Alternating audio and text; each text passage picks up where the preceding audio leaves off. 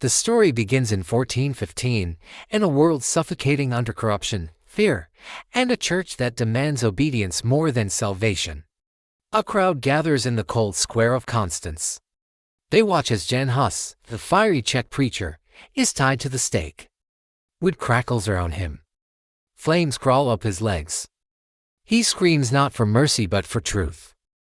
The smoke climbs into the sky, and with it rises a fury that will soon engulf a kingdom.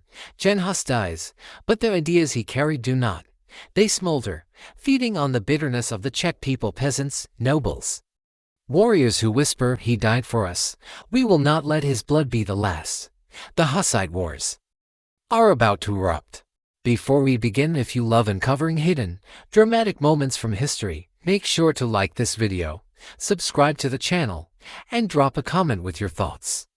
Bohemia is a land of fractured trust, where each church bell echoes hypocrisy, bishops grow fat, priests sell forgiveness like merchants. And Rome, distant and indifferent, demands obedience while offering none. Villages fill with murmurs, "Why should we obey priests who feast while we starve? Why should a foreign pope rule us?" The tension grows like a rope stretched to tight, and then it snaps when news spreads that Emperor Sigismund, brother to the king, not only allowed Hus to die but supported it. Bohemia boils over.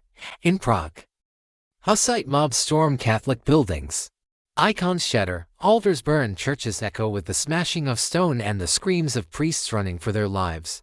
This is no longer protest. This is rebellion. On a storm-darkened morning in 1419, a Hussite procession marches through Prague. They carry banners painted with chalice as the symbol of equality and communion.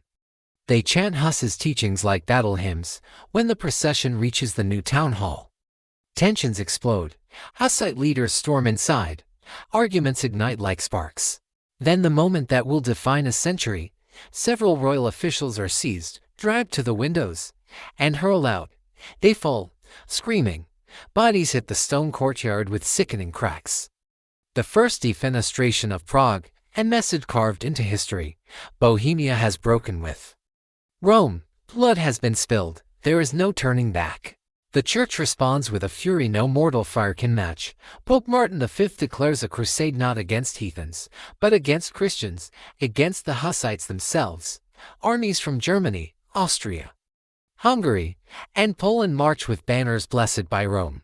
Crusaders filled with hatred sharpen their swords, hungry for Czech blood. They expect an easy slaughter, but they have no idea what awaits them in the hills of Bohemia. Because the Hussites are forging a new kind of army, led by a man whose name alone inspires fear, Jan Žižka. Žižka is a veteran soldier scarred, disciplined, and yielding. One eye lost to war, later, the second taken by disease. Yet he still commands armies blind, guided by pure instinct and iron will. Under him, peasants become warriors. Farm wagons become war chariots. The famous wagonberg, flails, axes, sit stools of survival become the instruments of death. Žižka trains them relentlessly. No fear, no retreat. We fight as one. The Crusaders laugh when they see peasants behind wagons. Their laughter ends the moment the first volley of Hussite gunpowder erupts. With guns, cannons, crossbows, the future of warfare roaring through smoke, the Crusaders break, and Bohemia tastes victory. This is just the beginning. Battle of Vítkov Hill 1420. Žižka holds a narrow hillside fortress outside Prague. Crusaders swarm like locusts. They expect him to fold. Instead, he unleashes a storm of gunfire, rocks, and screaming war hymns. Crusader ranks buckle, men fall, rolling down the hill, their armor clattering like broken bells. Prague is saved. Žižka becomes a legend.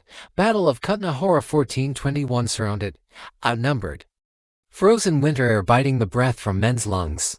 The Crusaders close in.